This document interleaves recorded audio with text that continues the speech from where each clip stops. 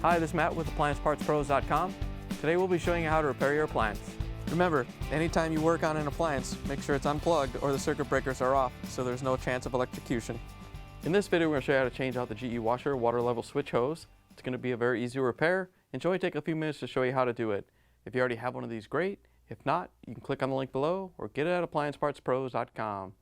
When you open up the package, you're going to get the new water level switch hose. The water level switch hose is connected to the water level switch, and it tells the washer how full of water it is. The main reason to be changing it out is if it's damaged and the washer is not filling properly, or it's overfilling and you're getting water on the floor. In order to change the part, we're going to use a Phillips screwdriver to take out the screws that hold the access panel on.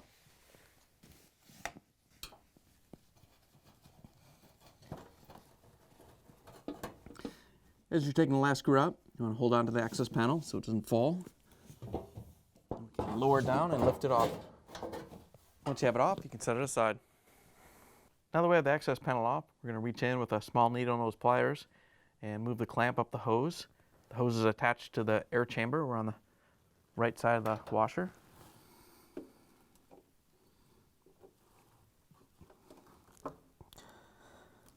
Once you have it moved up the hose, we can pull the hose off the air chamber.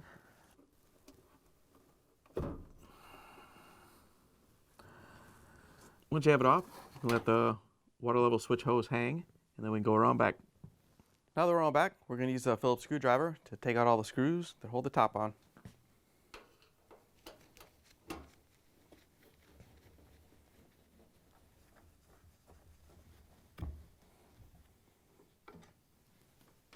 Now that we have the screws out, we're going to take the top off.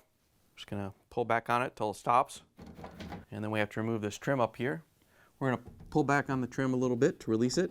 There's a couple tabs that lock it into the top. Once you have the trim off, you can set it aside. Then we can lift the top off. If it doesn't lift straight up, you may have to push it in just a hair so it releases from the mounting tabs. And we can lift it off and set it aside. Now that we have the top off, we have access to the pressure switch. It's mounted on the cabinet. We're just going to use the small needle nose pliers to move the clamp down the hose.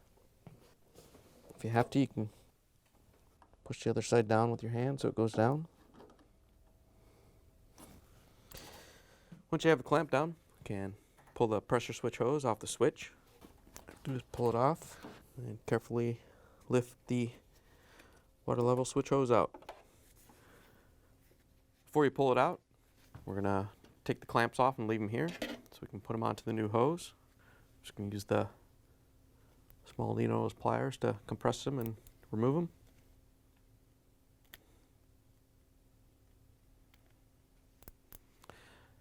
Once you have the clamps off, we can pull the water level switch hose off the washer.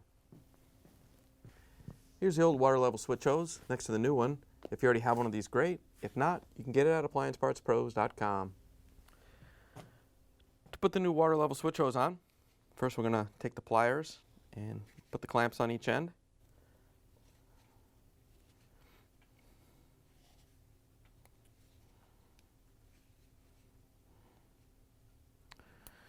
Once you have the clamps on, you want to look at the hose, and there's one end that has a longer section of hose above the foam.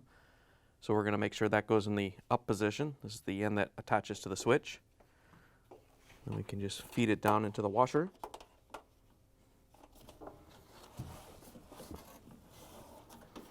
Then we can plug it onto the switch.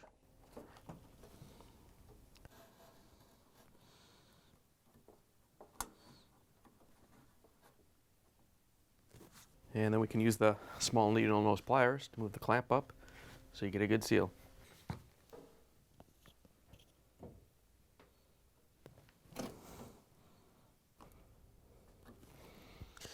Once you have the clamp moved up, we can put the top back on. All you have to do is set the top down so it goes onto the pins. And then before we push it in, we're going to put the trim piece back on. Before you put the trim piece on, you want to make sure the top is pushed in far enough so this rib right here isn't interfering with the tab going in. All you have to do is set the trim on. You want to make sure that these 3 tabs go into the openings, and then you can snap it on and push it forward a little bit so it locks into the top. Then we can push forward on the whole top. then we can use that Phillips screwdriver to put the screws in.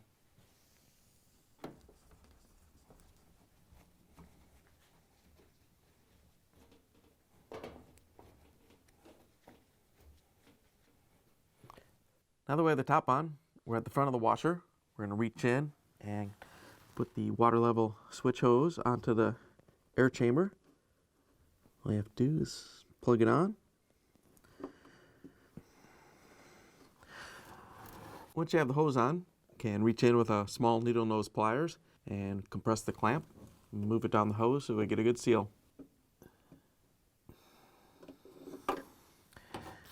Once you have the clamp in place, we can put the access panel back on. To put the access panel on, I'm just going to lift it up into place. And then we can use the Phillips screwdriver to put the screws in and hold it on.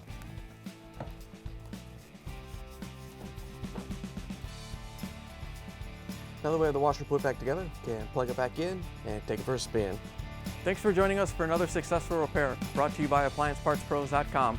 Check out our other repair videos on our site, Facebook, and YouTube.